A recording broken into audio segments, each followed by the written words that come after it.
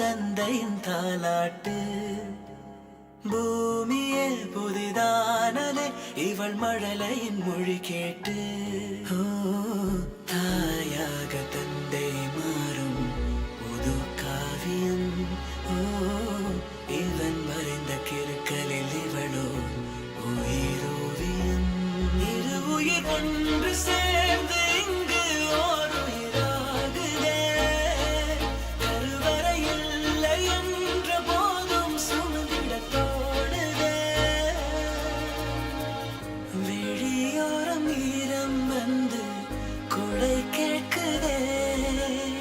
ஆரிரோ ஆராரிரோ இது தந்தையின் தாலாட்டு.